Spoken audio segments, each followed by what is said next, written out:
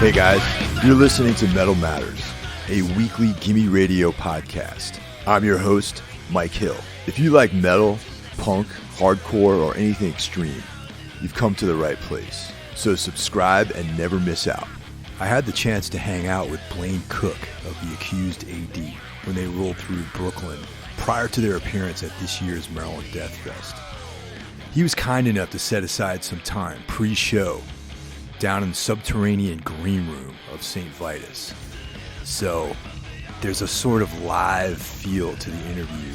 You can hear people talking in that goddamn ice machine. Blaine is one of the architects of crossover thrash. He was the singer on The Accused's Martha Splatterhead back in 1985. That was one of the early attempts at combining metal and hardcore punk. And for those of you who have been listening to this podcast for a while, we had an episode, the crossover episode, dedicated to the crossover sound, and we talk a lot about The Accused. You can check out the new Accused AD record, The Ghoul in the Mirror, or better yet, go check them out on tour. If you're enjoying the show, give us a like on Facebook. You can follow me on Instagram as Michael_DC_Hill. Tell your friends about it, share it on social media, and all that jazz. So how does it feel to be back out on the road, Blaine? Oh, it's great. Yeah, we drove straight through. We drove straight through. Took us just about 50 hours. Yeah, we left 50 hours. 50 hours. Yeah, we left Seattle Sunday afternoon around 3:30, and we pulled into our hotel, I think at about 7 o'clock on Tuesday. Wow. Yeah. Damn, that's a stiff drive, man. Yeah, well, I mean, that's what you got to do. Otherwise, it's like. Did you break the drive up at all, or just kind of? We switched drivers. So I mean, our bass player Steve, he's kind of an insomniac, so he can stay awake at night, and so he would drive till like 3:30, 4:30 in the morning, and then we'd pull over, and I'd get in his seat, and we'd kind of rest until the sun came up, and then we're off. Now, do you like that early morning when the sun rises when you're doing these drives, man? I do. I kind of like that myself. Yeah. You know, you kind of get this other burst of energy, like a new burst of energy. Yeah. And I get up early anyway, so I kind of like that.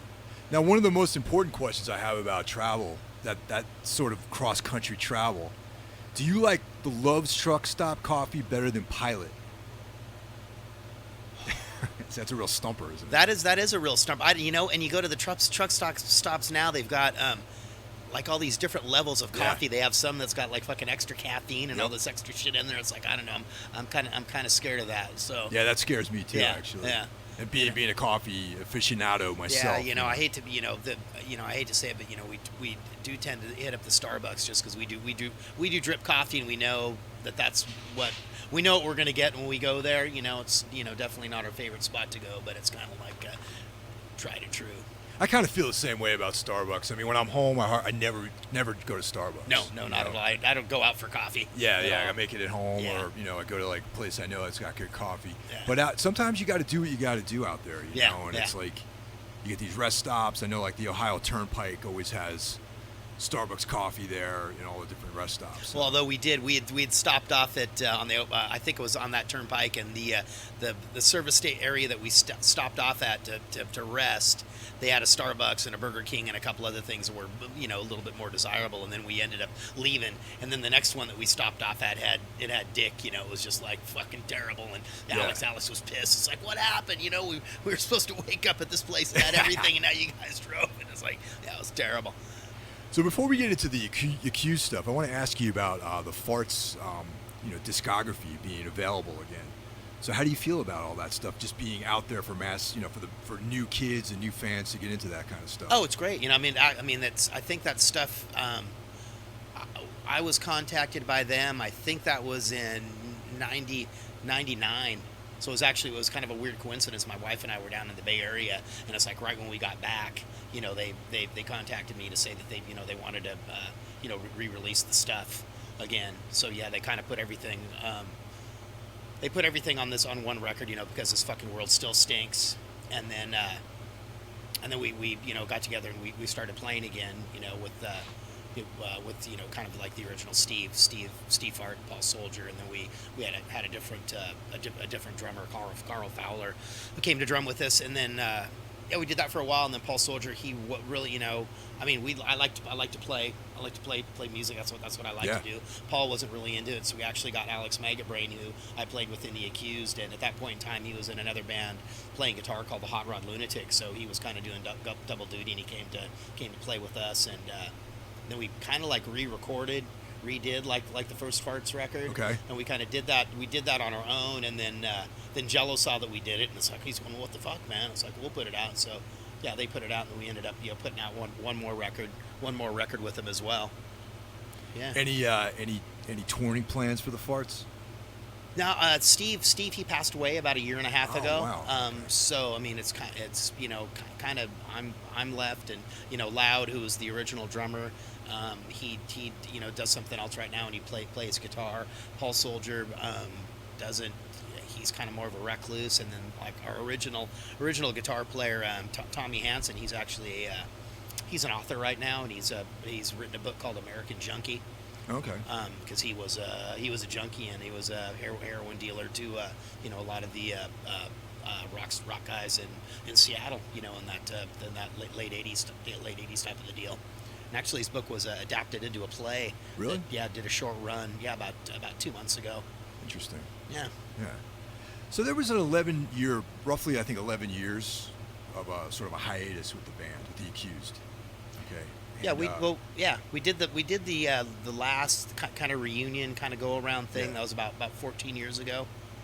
Was Tommy Niemeyer involved in that, or he was involved in that? Yeah, in that last one, and it was kind of like around the same time where that Metallica movie came out.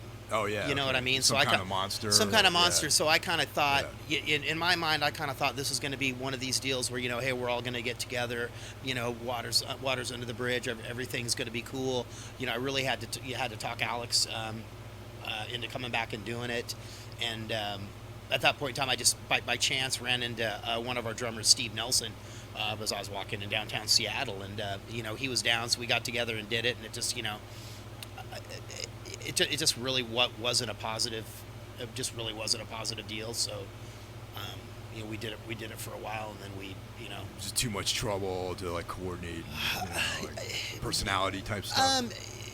It's so far past the pull date on some of that stuff. I mean, I could get into it, but I mean, at this point in time, doesn't really, I could say things that aren't very flattering, but I don't know that it's really necessary. And at this point where we are right now, because we have some stuff that's going on with that. If anything, I regret that we got together and did it on that last go around. Okay. I think had we waited, because it's the way music is so cyclical. I think what we've done now. I think people have a more appreciation for now than they did. The kind of crossover, 10 or sort 15 of vibe. years. Yeah. It's funny. There are quite a few bands these days that I think are trying to fly that flag a little bit. Yeah. Power Trip is one of them, and it's, but that they're calling it crossover, but like it's. Really, there's only one wave of crossover that you can only cross over once to thrash and hardcore, really. That was the whole idea of crossover. It was kind of it was kind of like a marriage of those different kids. The hardcore kids were getting into metal, and the metal kids were getting into hardcore. And I think once it turns into a genre kind of a deal, it's just not the same. Yeah, it's because then the sort of the blueprint's already set. And that's there's a roadmap, right, and all that sort of stuff. And as you very well know, I mean, that's how so much music is now. I mean, the blueprint is already set, and it's like you decide, hey, I want to do like a band like Venom. It's like, well, then you go and you do a band like There's a ton of other bands you can play with too. Right. Yeah. Right. It's not exactly the same. Yeah. So let's talk about that for a minute, because I think that younger listeners might not appreciate, the sort of obstacle of crossing over sometimes, because. I'm an older guy. In the 80s, I was at shows. I was a metalhead. Then I started getting into like Black Flag and Circle Jerks and some of the New York hardcore stuff. Yeah. And then I tried to go to some of those shows, and there was like a very, very different vibe between like a metal show and like a hardcore show. And, totally. You're in the Farts, which is a hardcore punk band. Yeah. And so from your perspective, especially in Seattle, which is like in the 80s, wasn't necessarily on the beaten path for a lot of like, there's like San Francisco, LA, like New York. No, we got more like bands from Canada, like DOA, and the Subhumans, they'd come down. I mean, we got some some of the California bands, but not not as many, because it's a hoof from San Francisco or even LA, to come up. And that's like it's like a 12, 14 hour drive, I think, from like San Francisco to make it up just to Portland, I think. It's about 4. If you go balls out, Portland, you can get Seattle to San Francisco in 14 hours. Yeah, and something like that. Then LA's another 8 or so. Yeah, that's here on the East Coast. That's another thing that people don't have an appreciation for, is how far away everything is on the West Coast. Oh yeah. Like out here, it's like you got Boston, Philly, New York, shows in Jersey. Baltimore is only 3 or 4 hours from here. Yeah. You can hit like 4 or 5 different cities. But you got to plan things out when you go out west. Yeah, totally. Yeah. So in the beginning days, did you guys foray out, much from the Northwest at all? Oh, we did. Yeah. Yeah. I mean, we did. I mean, because that's just kind of like what you did. I mean, you model. I mean, a lot of the stuff. If you like in the Black Flag books, they talk about how they do that. And I think you just you saw what other bands did. It's like, this is what other bands do. So it's like, we're other bands, so we're going to go play Portland, we're going to go play San Francisco. We did that stuff. Just same as like putting out your own record. It's like, well, this is what you do. It's funny that I'm a huge Black Flag fan. They're like probably the most important band to me out of my entire musical life. DOA doesn't get the credit they deserve, though, for really going out there and hitting the road, though. I think that, like, in the bigger picture, everyone's like, oh yeah, Black Flag, they set the precedent for DIY touring. But DOA actually was out there just as hard, if not harder, than Black Flag, maybe a little bit earlier than them. Yeah. I think Black Flag, what they did stuff that other bands didn't do, because back when they would mail flyers, ahead of time, and they were doing, had a finger on that pulse of that little bit of extra, you call it now marketing or whatever, promotion, that other people didn't do. And that's kind of stuff that we did, in the accused of that at that point. I was like, people didn't know. It's like, yeah, you can start mailing a bunch of shit out to people, and like that's how, it's, of course, obviously it's so much more difficult now. Yeah, there's a lot more bands doing stuff. Yeah, a lot more bands, and So, Martha Splatterhead, like, are you a horror fan? Not as much as I was when I was younger, but yeah. Yeah, because they always talk about splatter rock and the accused and all that, and was that something that was an influence on the band at all? The horror stuff definitely, and originally, we called our music splatter rock. I mean, that's kind of how that was our term for our version of crossover. Right.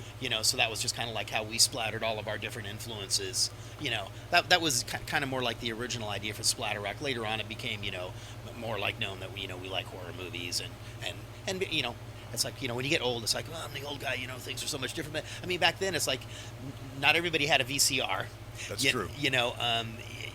Some of that stuff, if you couldn't go get it at the local video rental place, or you'd rent yourself the little video cassette player or whatever. Oh yeah, I remember those days where you can actually rent a VCR from a spot. Yeah, and it's the video tape trading.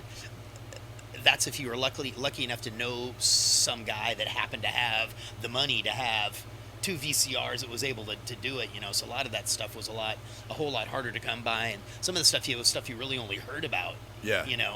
Oh yeah, actually, yeah. Just even in I'm a huge horror fan too, and like you'd hear about these movies. They're almost like folklore about certain films. Right. Like I remember there was this Asian film called Man Behind the Sun, and I would read about it in like all these horror mags, and I'm like, someday I have to find this. And then there was like Video Search of Miami or whatever. There was like I remember getting this catalog that it was like basically a bootleg catalog off of they would dupe VHS tapes off of laser discs. Right.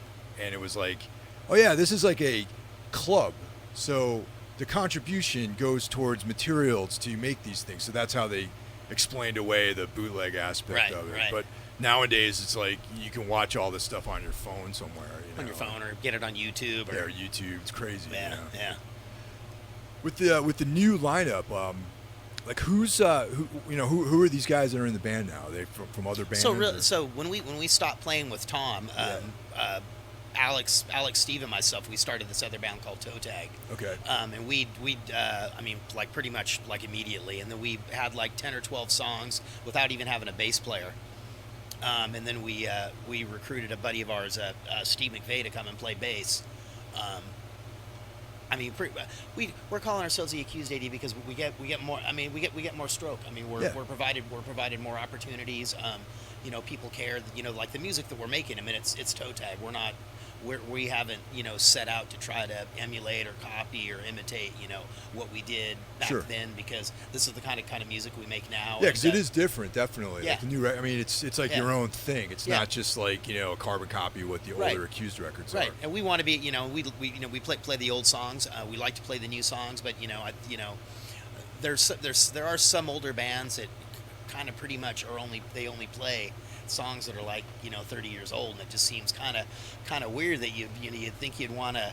It's like, I don't know if they're scared to write new material and that people aren't going to like it. Yeah. They just want to rest on what they've done in the past. I mean, we like to play live. I mean, that's what we like. That's what we like to do, and we like to. Alex loves. A guy fucking loves to play guitar, and he loves writing music and coming up with riffs. And I mean, that's kind of. It's funny you mentioned that because being here in New York City. In Brooklyn, there's a band here in Brooklyn that legendary band only plays music that's 30 years old. Yeah. And I'll leave it at that. Yeah. For fear of getting jumped in the streets. Right. Yeah. I'm just going to say that that's what we're talking about. Yeah. Yeah. So the video, I saw this new video that you guys have out, and there's definitely some horror elements in that. Like, how'd you guys come up with the idea for that? Who filmed it? Like, this guy, his name is Jason Frost, and he has this thing called Black State Productions. And actually, I didn't know the guy. I was at a music store at the end of last summer picking up some speaker stands, and he just kind of ran into me as I was leaving, and. He told me who he was, and he did videos, and a lot of times you meet people and they say shit, and it's like, and they don't. It's like you're just talking out your ass, and And he was, kept riding me, and it's like, well, okay, it's like we're going to be recording, so we're going to have some new material, and we'll see if we can get something going, and next thing I know, we've given him the music, and he's already, come up with storyline, and the video's cool. Yeah, he pretty much did it, I mean, for me being like a fan of horror films, and it definitely has that sort of like dark, woods serial murder, but with a revenge twist in there. Yeah. And he actually it was screened at a horror movie thing that happened just about a month ago in Seattle. Oh, cool. Yeah. So the name of that song is Juego Terminado. Yeah. Did I say it the right way? Yeah. Okay. Game over. Yeah. It was originally it was it was the game over in German, but we kind of thought the way people read stuff into stuff that's not true. I mean, now you gotta watch how you hold your hands or something. Next thing somebody's they've taken a picture of you and you're flashing some. That's like, no, dude, I'm holding up my hand. I'm not like doing anything. I didn't even realize that the OK symbol was like a white power gesture these days. I didn't either. Well, it used to be the game. I mean, we used to play that game. You put and if you didn't see it, you punch someone. You punch the guy. And totally. And now it's like you're condemned because you're not up on what. Well, because they've appropriated this thing, and it's like, I mean, I can't. I see people get in a lot of in Seattle, a lot of criticism and stuff, because they have these white power guys or whatever going to show up at your bar. It's like, fuck, how the fuck do you know who these guys are, man? It's like, and it's like some of these businesses they get ruined, because people start saying that you're providing. It's like these guys are just there. Fuck, man, I don't know, Well, I mean, like, one of the things, I mean, I'm sure you probably experienced this in the old days, where there were actually, I mean, here, the East Coast, in the 80s, you would go to shows, and there would be, like sketchy guys at the shows. Oh. Oh, yeah. But, like, that level of intensity from then is, like, you can't even compare that to anything that's going on now as far as, like, the presence of like, a sketchy factor, you know what I mean? Like, you wouldn't know someone had views like that at all today. No. Until someone decides on the internet to say that this guy over here is a known, sympathizer of some certain political Yeah. movement or whatever, and then suddenly everything around him, around that particular person, whether or not it's true, or, might be true, might not be true, suddenly you're condemned into this netherworld of like sketchy beliefs and all this sort of stuff. It's and as far as like that okay thing, I think it's kind of like it's a real drag that people are allowing these other groups to sort of usurp these hand gestures or whatever. It's like, just be like, no, the okay symbol means it's okay. It doesn't mean white power. I know it's still on my phone and an emoji. You know what I mean? It's like somebody needs to talk to these. If it's that, Yeah, get totally. that fucking shit removed. Yeah. I mean, I don't want to accidentally hit that and somebody something? thinks I'm sending something to them. Dude, I didn't even realize there was an okay emoji on this. Oh yeah, totally. Wow. Yeah. See, now that's a problem. Yeah. Right. So the new record, you recorded that with Jack Endino. Yeah.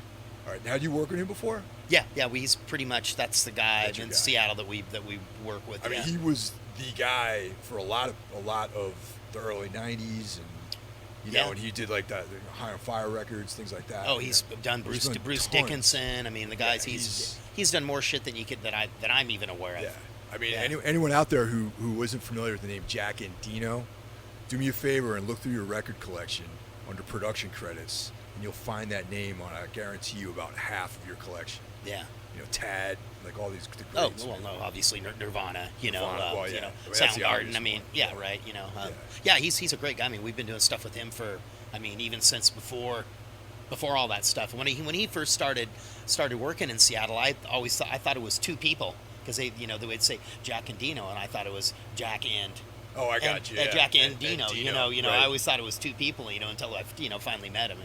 And, It's a band I really loved, and it's like I never really felt like they got their due. It was a band called Skin Yard. Yeah. That Jack was in. Yeah, yeah. And also Ben McMillan. Ben who went McMillan, on yeah. to be in Grunt Truck. Yes. And some of the members of the Accused were in Grunt Truck too. Yeah. Actually, at one point in time, Grunt Truck was The Accused with a different singer. Ben singing. Yeah. The late, unfortunately. Yeah. That was a band that I really loved from that time, and like, because I lived out in actually I did live in Anacortes, Washington for about 6 months, and I lived in Bellingham for about a year. Okay, yeah. And that's where I got my whole sort of education on the Northwest, like underground music scene, and that's where I found out about the Accused. This is like in the early '90s. Yeah. Skin Yard, the U-Men, like all that stuff that a few years later was going to become like a little bit more widely known in like the national consciousness of commercial music. You know what I mean? But yeah, there's a ton of great bands from that era, man. And so how's the tour been so far? This is our first show. Wait, you mean tonight is the first? Yeah. Right, you drove 50 hours. Yeah. Oh man. Yeah. I just assumed that oh wow. Yeah. You got And really one of the main reasons that we drove, well, aside from the fact that this is a holiday weekend and the airfare was like fucking insane, because we wanted to play on our own gear. So it's a lot of we do a lot of these things where we fly ourselves in. Yeah. Contrary to what people believe, it's like we're not into this for money. A lot of stuff we pay. We pay to get ourselves there because we like to have fun. You know what I mean? Totally. A life experience. So we are happy to bring our own gear, because sometimes we do these shows like, oh my God, you guys are the gear is doesn't really, we're not able to get the sound that really represents what we do with some of the gear. Yeah, definitely playing on your own gear is preferable. Yeah. Like going to Europe, like sometimes you never know. Yes. Like what's going to be waiting for you on the other side. Yeah. So how are you feeling though physically? You ready to rock tonight? Oh yeah. Yeah. Yeah. We ride. partied a bit yesterday. We ran into met a guy, Adam, that's in a band, the Toilet Boys. Yeah, I heard of them. Yeah. So he sent me a message and wanted to hook up, and then met up with a guy named Jimmy Velez, who's from Puerto Rico, that I've been I guess we call pen pals with for at least the past 10 years, and he flew in. I guess it was a hardcore festival somewhere here. Yeah, there's I think Black and Blue Ball was recently. Yeah. So he flew up to that, and then he's going to come to see us play, and then they're going to fly to Vegas for the. I can imagine you guys. Bowling. That's someday I'd like to check that out. Yeah. But I can see you guys playing Black and Blue Ball. Like originally it was like very New York hardcore centric, but in the last few years, it's been sort of, they've been having fly-ins. They had a obviously a different lineup, but they had Discharge play a few years ago with the different singer they have now. Right. Yeah. So I could see the Accused. I could see an invite coming to you guys, definitely. Yeah, the new Discharge is all right. Yeah, it's pretty cool. Yeah. They played the last time they played in Seattle. Yeah, Bones was supposed to play guitar with them, but I guess I don't know. I heard two stories that it was Bones and the drummer didn't come into the country. So I heard two stories. That one that they didn't have their visas, and then the other one was where they didn't think that the deal, the tour financially wasn't a good enough deal for them to do it. So so they played. That sounds like a very European thing. Yeah, that's happened. Right. But they're good. That new record, it's Discharge. Yeah, it's pretty cool. I like the old stuff myself. Yeah, nothing's gonna keep compared to those first records. Yeah, definitely. So the vinyl, you guys are doing some special packaging with the new vinyl. Yeah. Is that what you want to give us a rundown on what that's all about? It's this the guy Scott Roselle that does Black House Records. That was all his. That's a good thing about having a label do it, because he pays for everything. Yeah, totally. He does all the work. He just picked the vinyl colors. They really he picked them so they kind of really blended well with the color, the coloring of the cover and the coloring of the inner labels. So it has a nice flow to it. Because sometimes colored vinyl, it's like it's green, but it's like okay, well it's green, but it doesn't kind of flow. You know what I mean? Yeah, definitely. Yeah. Or sometimes they get just too crazy with the colors and it doesn't go at all. Yeah, there's some of the new stuff I don't particularly care for myself, but that's just me. Vinyl though, it's funny. Like, people always try to count vinyl out. They're like, oh yeah, streaming, everything's gonna be streaming. But I feel like in the metal and punk and hardcore world, that's really where vinyl lives. You know what I mean? Well, even cassettes are coming back. Yeah, I noticed that. Yeah, we did a limited release of the record, on cassette. Yeah, look. Is it like it's funny? I actually buy cassettes, but I don't have any way of listening to them. Oh, all right. I don't have a working cassette player anymore. Well, you got to get one. Yeah, I picked up a little Nakamichi one a couple of years ago, and yeah. I mean, I buy them because they're cool, and then I buy the LP, so I have or whatever, or even some odd curio or something that's only available. I'll buy it, and I'll have the understanding that someday I'll get a working cassette player. Because I had one up until about a year ago, and then I tried to play a cassette and it ate it. So yeah. That's the thing about the mechanical world is that it's prone to malfunction, I guess. Yes. Yeah. So, what are some of your favorite regions of the country to play? Man, I like playing everywhere. I mean, I don't. I like to travel. I like, yesterday I guess we're staying in kind of like in Queens, Long Island City. Long Island City. That's right over the little bridge over there. Yeah, I mean, we walked for. I mean, we must have walked 10 miles. I mean, we just, I just like, I like tripping around and checking out the city. There is no. I just like to play. There's no specific place, Right on. I mean, there's places I'd like to go that I haven't been able to go. Well, where are some of those places? Love to be able to go to Japan. I'm surprised you guys haven't played Japan. Yeah. I'd like to do South America, but everybody's we're older. Everybody's got a job and they got lives and stuff. We can only get out. So much. And so the set list for this tour, is it it's mostly stuff off the new album, or? We start off with I think four or five new songs, and then we do a bunch of older ones after that. That's cool. Yeah. Because there's definitely the difference in sound between the older, the newer material, I should say. Like stylistically, I wouldn't say it's crossover. I would just say it has more of this Well, I'll let you describe what you.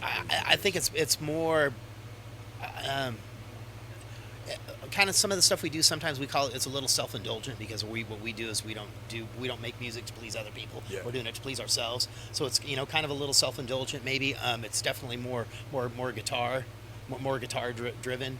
And when we record now, it's like we don't have two guitar players. So we record live. There's one guitar track because that's how we sound live. It's just I think it's. I mean, there's some heavy stonery stuff. There's a couple of faster things on there. I mean, it's just kind of like. Now, lyrically, like, where are you coming from as far as like some of the lyrics? Lyrically, it's still the same. I've got some horror, death and destruction, despair, misery, all the good stuff, yeah. All the good stuff, yeah, yeah. That's one of the things about metal and hardcore and punk and all that, is that it seems like it never really goes out of style, because there's always new generations of like disaffected youth that need something to like use to help them get through some of the frustrating times in their lives. Yeah. You know what I mean? Yeah. And I'm just glad that I found this kind of music too, like as a younger man, growing up, not really feeling like I fit in too well. Oh, totally. And it's good to know that there are other people out there that have the same experiences. Yeah. No, it's a great outlet, Yeah. Do you keep up on any of the more recent horror stuff at all?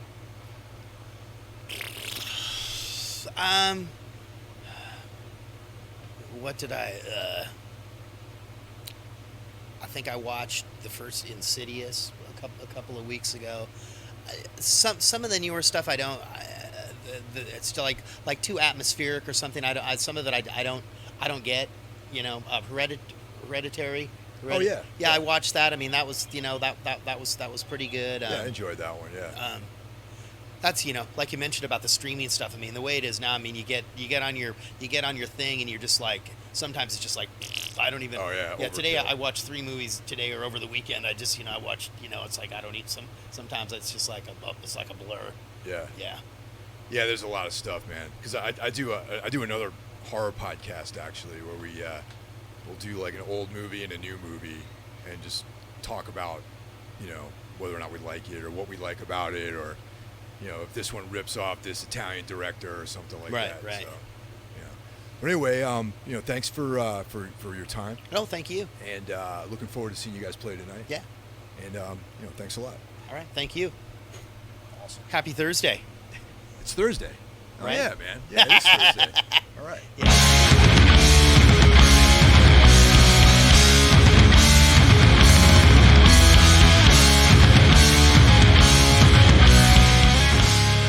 Well, that's it for this week's episode of Metal Matters, a Gimme Radio weekly podcast. Tune in next week and see what we have in store for you. The show is available on all streaming platforms, Apple Podcasts, iTunes, Spotify, etc. Also, be sure to check out Gimme Radio, streaming on the web, iOS, or Android, for one of the best metal communities, exclusive merch, interviews with artists, and so much more. I'll catch you guys next week.